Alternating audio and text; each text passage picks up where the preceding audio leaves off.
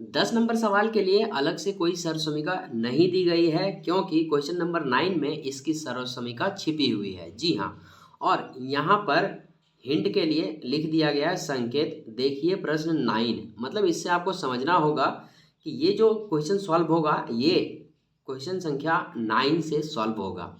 और क्वेश्चन संख्या 9 में आप देखेंगे a cube plus b cube का जो फॉर्मूला दिया हुआ है a plus b a square minus a b plus b square, इस फॉर्म में ये वाला जो पोर्शन है वो टूट जाएगा।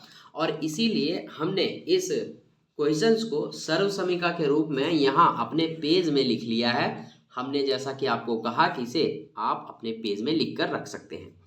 ए क्यू प्लस बी क्यू का फॉर्मूला होता है a plus b a square minus a b plus b square, और ए माइनस बी का क्यूब होता है ए क्यू माइनस बी का क्यूब होता है a minus b a square plus a b plus b square. Okay, चलिए इसी में हमको बिठाना है और अपने आंसर पे चले जाना है।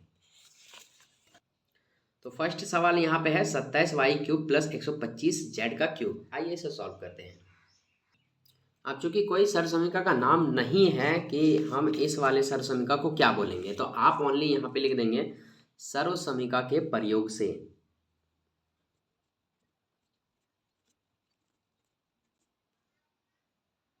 कौन सी सर्वसमीका? ये वाली प्लस वाली। आइए हम इसे लिख लेते हैं यहाँ पे।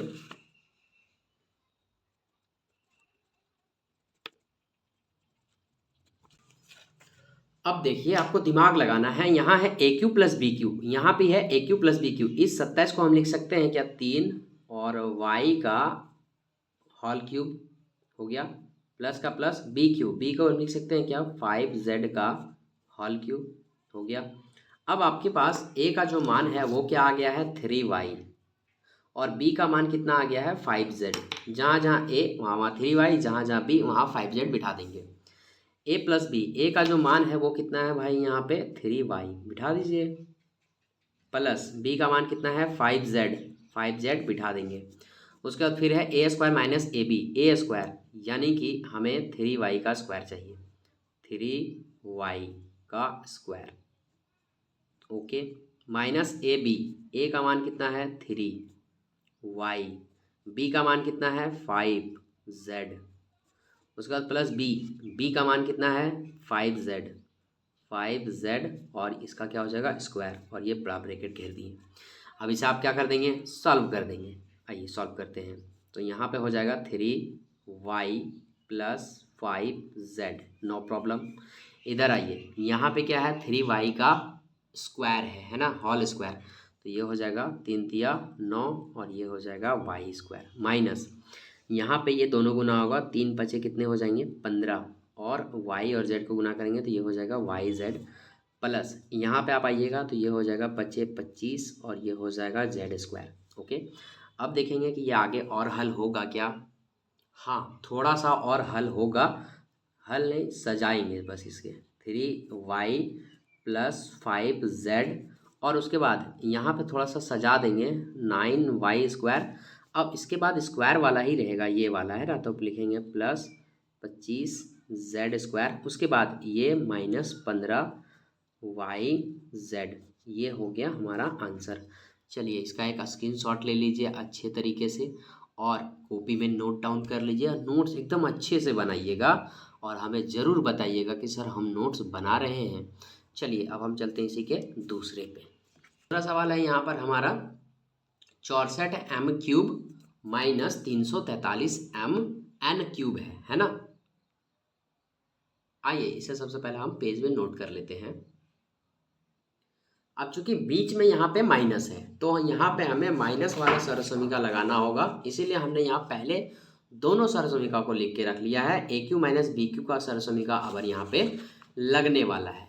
तो देख लीजिए यहाँ पे क्या होता है, a cube minus b cube का a minus b a square a plus b a b plus b square. आइए हम यहाँ पे लिखेंगे सर्वसमीका के प्रयोग से, और कौन सी सर्वसमीका लगाएंगे ए माइनस बी वाला, a cube minus b cube बराबर होता है a minus b a square plus a b plus b square. बस इसमें बिठा दीजिए।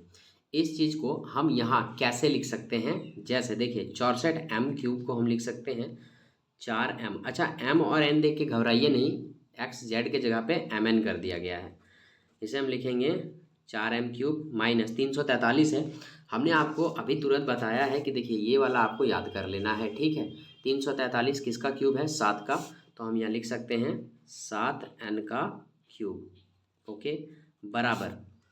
अब देखिए आपके a का जो मान है वो कितना आ गया है यहाँ पे 4m, और b का मान कितना आ गया 7n। जहाँ जहाँ a वहाँ वहाँ 4m, जहाँ जहाँ b वहाँ वहाँ 7n। तो a माइनस बी यानी कि 4m माइनस 7n हो गया, क्लियर। उसके बाद a स्क्वायर है हमारे पास, तो यानी कि आपको क्या लेना होगा 4m का स्क्वायर, ओके, ले लीजिए। तो यहाँ पे ऐसे 4m का स्क्वायर कर देंगे, प्लस ए बी, ए का मान कितना है 4m, और बी का मान कितना है भाई, तो बी का मान है यहाँ पे 7n।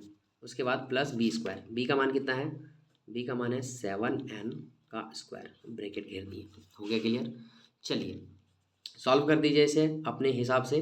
तो यहाँ पे 4m का 4m माइनस 7n का 7n, यहाँ पे आप देखेंगे तो ये 4m स्क्वायर जो है ये बन जाएगा 16m स्क्वायर, प्लस का प्लस, 4 को हम 7 से गुना करेंगे, 4 से ये हो जाएगा 28, m को n से गुना करेंगे तो ये हो जाएगा mn, प्लस ये हो जाएगा 7 7 49n का स्क्वायर, ओके, ब्रैकेट बंद। अब इसको थोड़ा सा हम सजा देंगे, आपका आंसर आपके हाथ में होगा 4m माइनस 7n हो गया। इसके बाद ये 16m, अब m के बाद ये आएगा स्क्वायर वाला 49n स्क्वायर, उसके बाद प्लस 28mn आ जाएगा, और ये हो गया आपका क्या आंसर। चलिए ये भी हमारा सॉल्व हो गया। आई होप कि आपको समझ आया होगा। अब हम चलते हैं क्वेश्चन नंबर अगले पे।